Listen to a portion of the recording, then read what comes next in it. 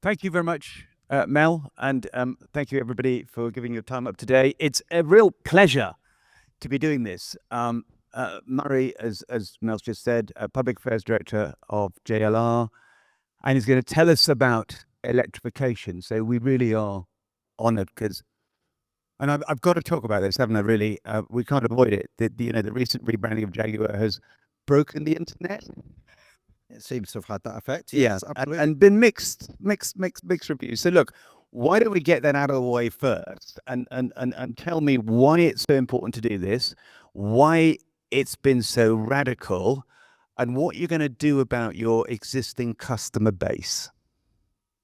Yeah, thank you very much, Quentin. Just to avoid any confusion, it is Jaguar Land Rover rather than the Green Finance Institute that I'm from, because it would be quite weird if the Green Finance Institute was talk about Jaguar Land Rover's electrification journey.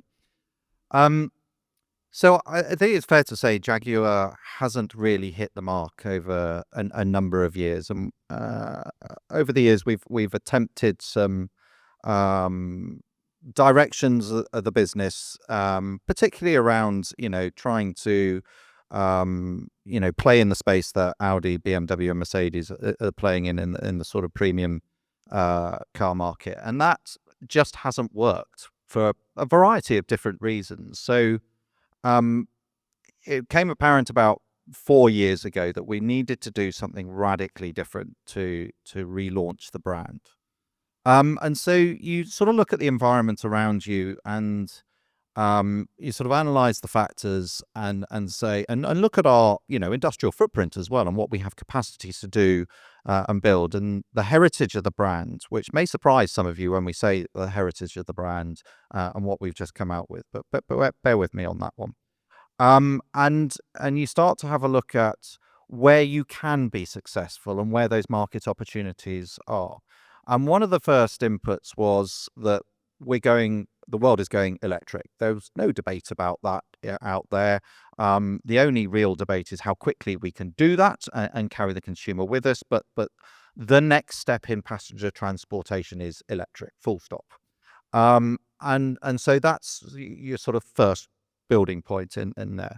The second is where those market opportunities exist. And it was clear to us that Jaguar as a brand has a ability to play above where it was currently in the market. And there's really quite a lot of blue sky in the market, but above where the German premiums are playing, but below where Rolls-Royce and the likes of Bentley are playing. And really only Porsche sort of play in there, but very much sports orientated.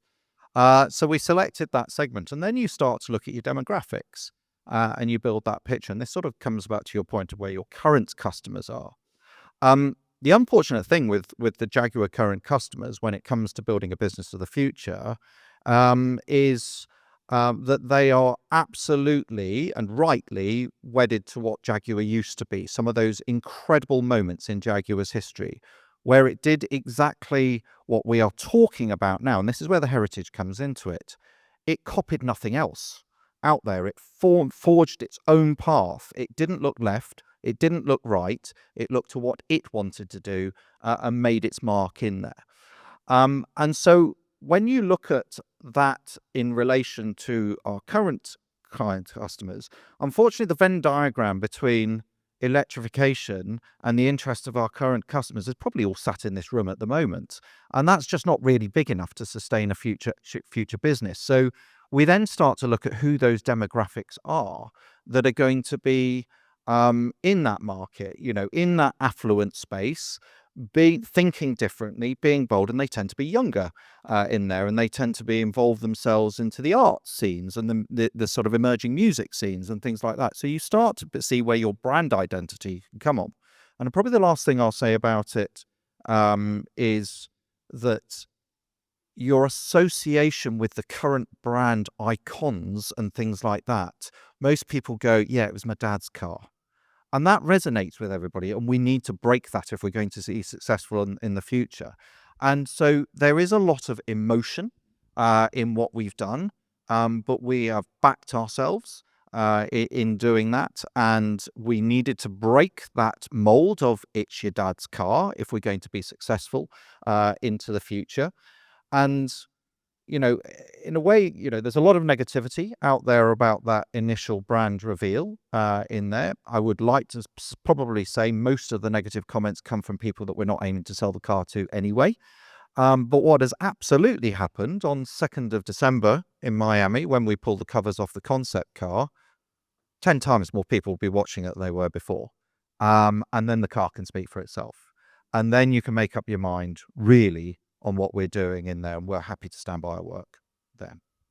Now, it has to be said that you graciously showed me the concept car the other day. And I'm here to tell you that it is like nothing you have seen before. And it has more road presence, I think, than anything I've seen ever, probably.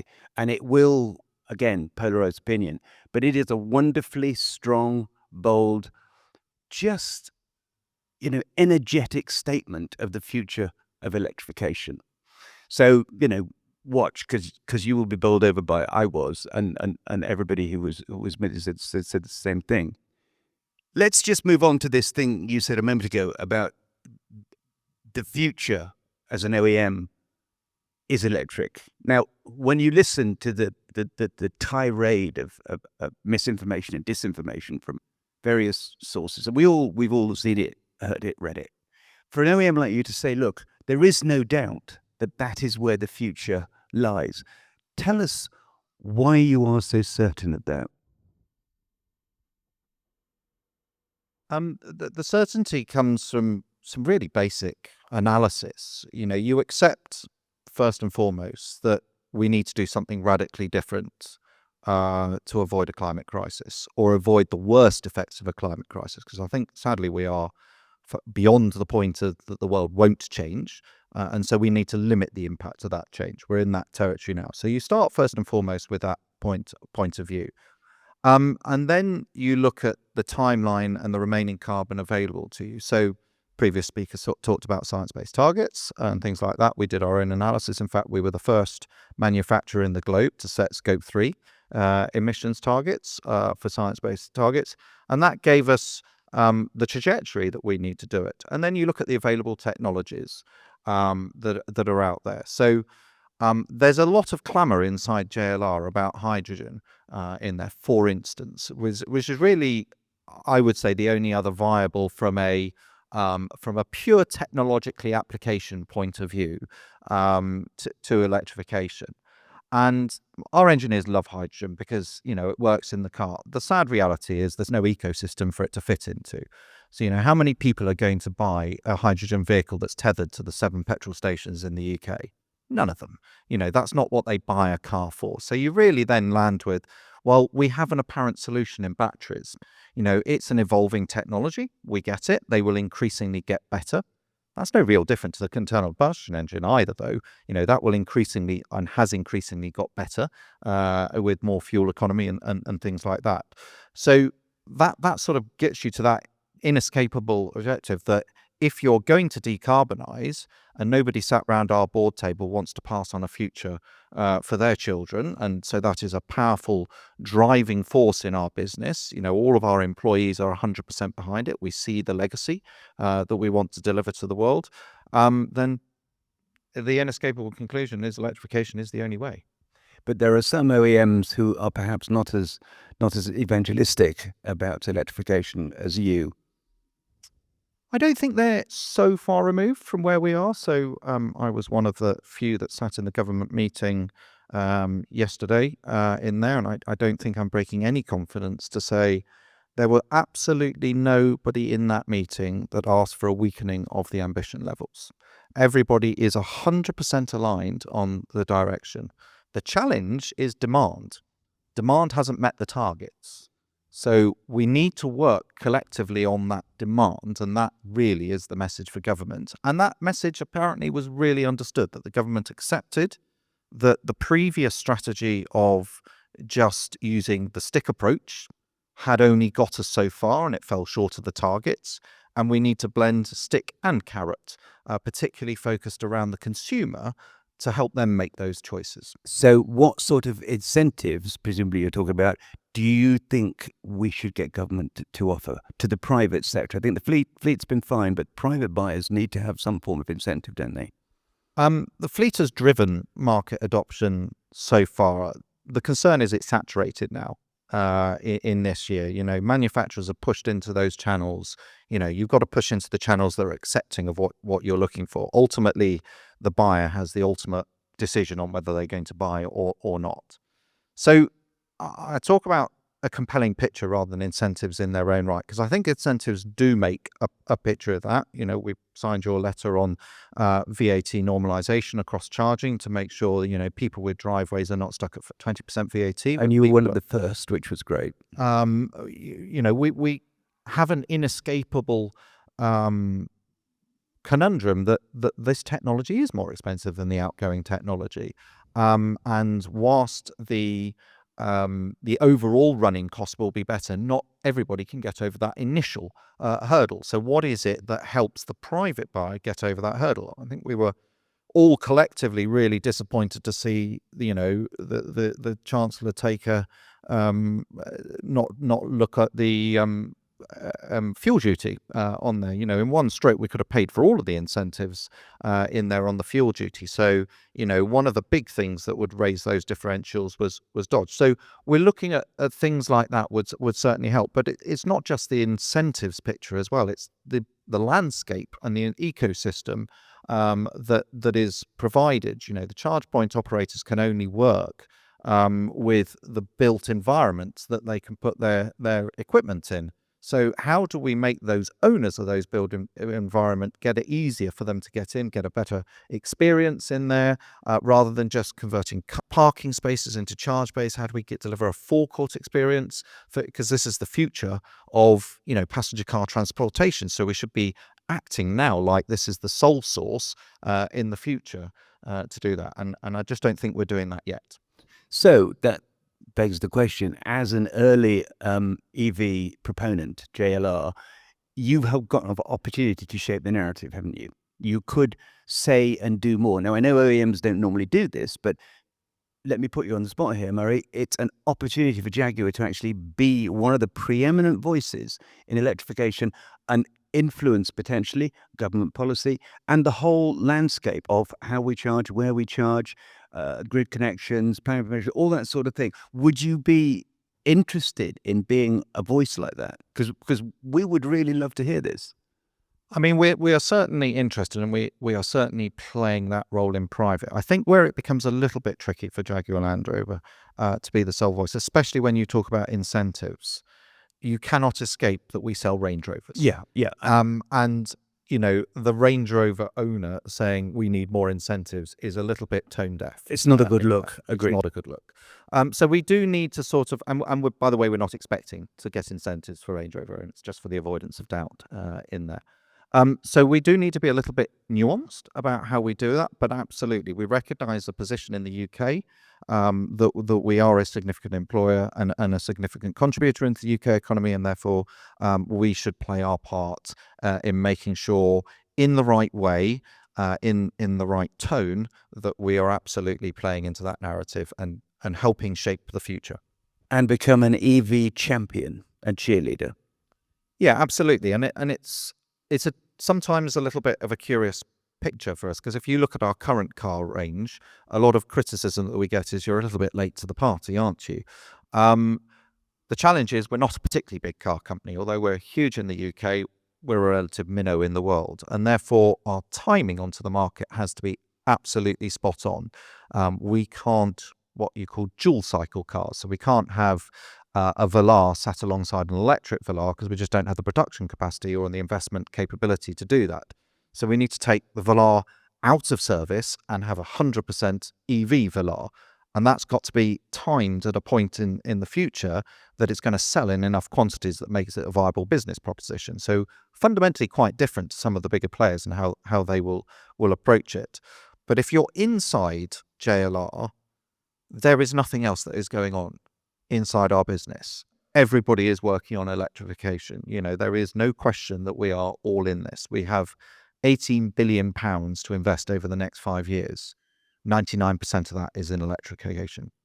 And just to show how you've really, really moved on, I remember having a conversation with Ralph Spate, the previous chairman, many, many years ago, and he said to me, Quentin, who wants an electric Range Rover? And I said, Ralph, I do. And I think, you missed a trick there, but that complete shift, that pivot is so obvious whenever I'm there and I talk to people in JLR. This electrification is the one direction of travel now, isn't it? So you brought up the Range Rover, which is a really, really good point. So, and it perhaps characterizes our approach to electrification, and it sort of links to the conversation we had about Jaguar earlier. Everything we do is not about electrification as the primacy. Everything we do is about our brand as the primacy. Does that come back on? Yeah. So everything we do is about the brand as a primacy. So Jaguar is not about it being an electric vehicle. Jaguar is about it being a copy of nothing, and will, as you said, completely reshape some expectations. And if you want it, it's electric. And the same will be with Range Rover. So the first spy shots of electric Range Rover came out about 3 weeks ago. We've been driving it uncamouflaged around Warwickshire for about 4 months now. Nobody's noticed. And the point is, it's a Range Rover. And it's the most... to this one. Number 3. Thank you. It's the most Range Rover ever. So if you want the best Range Rover, it'll be electric. It'll have the most torque. It'll have the most power. It'll give you the quietest ride. But it's about being essentially core driven to your brand ethos and your brand identity, and putting electrification into that, rather than putting electrification at the front and then working out what your brand is behind it. So that's our recipe, and that's where I think we are different to the world. And you sort of, every time I see one of the electric Range Rovers driving around Warwickshire and none of the paps have worked out what it is yet, a little smile in there, and it will be an incredible vehicle. And anybody that's driven it says, wow, I don't know why you'd drive anything else. We had the board drive them the other day, back to back with the Range Rover V8, and they say every day I'd take the electric vehicle. So we're really excited about that, and we just need to make sure that rest of that ecosystem means that we've got the product, that the customer feels that they've got the ecosystem ready for them to make that transition. So as the market leaders in NVH, noise, vibration, harshness, and arguably ride quality, because this Range Rover has always been absolutely defying physics and gravity, you are bringing your experiences on combustion, NVH, and ride quality into the electrification sector, which means that will raise standards of customer satisfaction with those vehicles, because they will be class leading, correct? Yeah, that's absolutely right. And there's another nice little story about it in there. So by being brand focused, you have to be true to the essence. I'll take Land Rover as an example in here. So Land Rover's not gone anywhere. Land Rover is the capability of our vehicles. Range Rover is the expression of that capability for Range Rover, just as Defender is for Defender. But so if we're going to bring something to the market, it has to have all the characteristics and all the capability of a Land Rover product. It has to be the best off-road vehicle that is on offer, or otherwise it doesn't get to wear the oval on it. Nobody makes a front EDU that is designed to wallow in mud for 45 minutes and then speak up to high torque instantly. Nobody makes that. You can't go and buy that off the shelf in the way that another OEM would go to go and approach an EDU maker and buy that off the shelf. So we have to go and invent that ourselves and invest in that technology ourselves.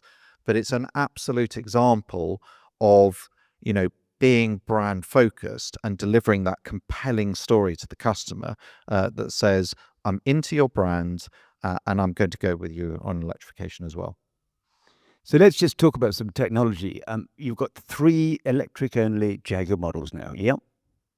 And I can say, and this has been publicly revealed, that they're going to have cylindrical cells, and it's going to be lithium-ion. I don't know whether they're 270s or 4680s, but could you give me an idea of how that is going to be different from existing cells, existing battery, the chemistry?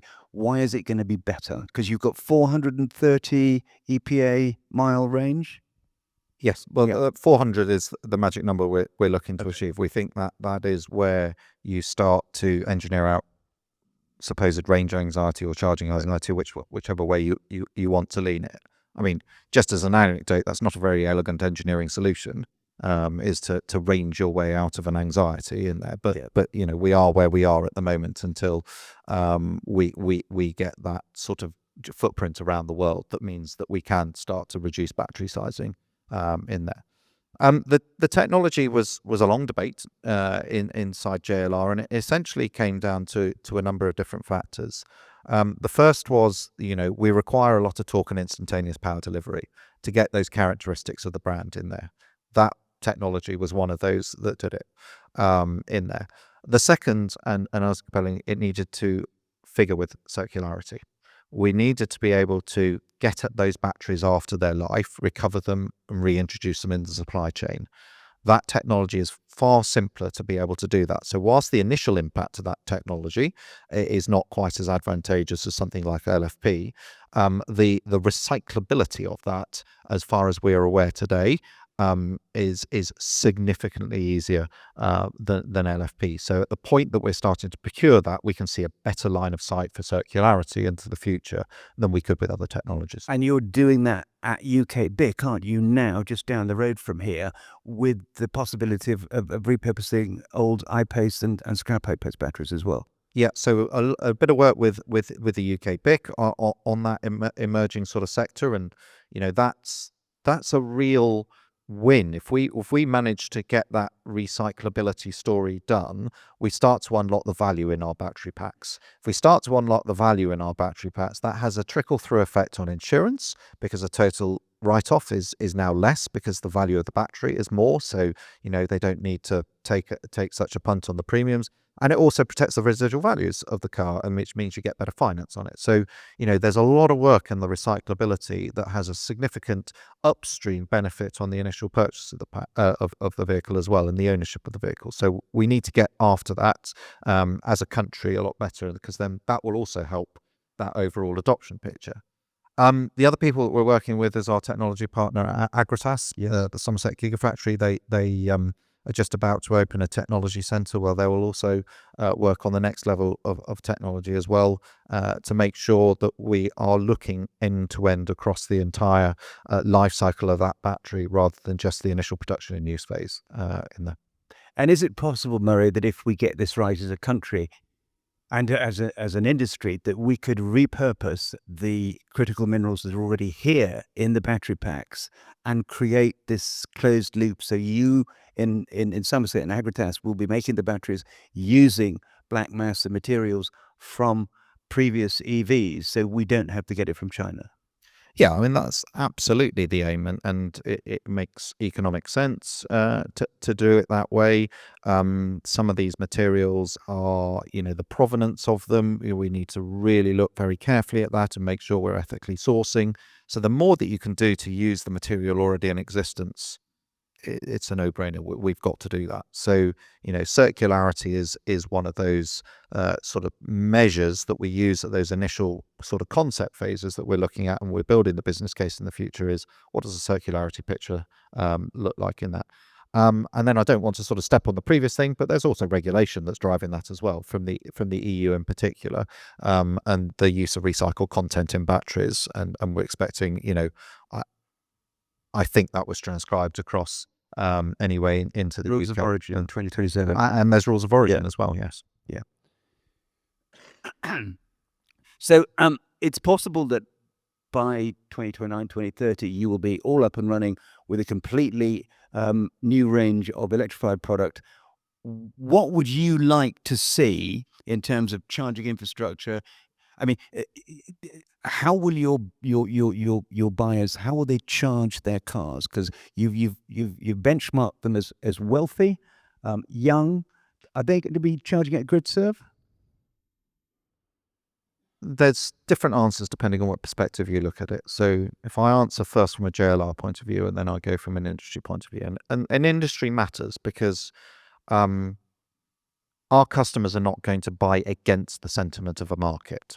So We need the mass market to succeed in this. For us to succeed, we might not get access to the same levels of incentives and things like that, but our customers won't buy against a general sentiment in there. So that's it. From a JLR point of view, our priorities are home charging. Absolutely, a lot of our customers will have driveways. That's an inescapable fact, and it will be a higher percentage than the general population. We've also got to have a perception issue. Whether we like it or not, human instinct means that we buy our cars for the 1% of journeys we do in our lives. We buy our cars for that one trip to the south of France, that one trip to Cornwall that we do. And for the rest of the time, we drive around with 4 empty seats and an empty boot in it. That's just the nature of things. So when our customers walk into the showroom, that trip to Cornwall will be in the back of their head. This is the conundrum for charge point operators and business models, and this is where we think government have a role in stepping in. The corridor network, i.e. the main motorways and the main A roads, are really important from a perception point of view for customers when they're buying. Can I go down there? Every time somebody pulls into the M5 services and sees a row of 4 chargers all taken in a queue, they're going, well, I'm not going to add to that thing. So it's about, getting ahead of need in there, which is not where you would naturally take from a charge point operator point of view, as why am I going to build over capacity? Because that's just inefficient business model. So we've got to find a way of helping government get on that vision in there. So that's home charging one, the main arterial charging network, and then the third one is destination charging. What's that leisure, retail, and hospitality industry going to do at those sort of 40, 50 miles beyond the end of the motorway network that gives them the confidence when I get off the motorway network and I'm going to my holiday cottage, hotel, whatever it is on those 1% of journeys that I do, that I'm also not going to be stranded at the other end. So those are the 3 elements in there. And if I look at from an industry point of view, those all matter. But what also starts to matter is on-street parking and issues like that. Not all of them need to be solved at the same time, though, because we can do a large swathe of the population with people who are all ready to make that switch now, and we can get to more trickier issues like hub charging or on-street parking and things like that later, and get those viable solutions. Lovely. Well, look, the new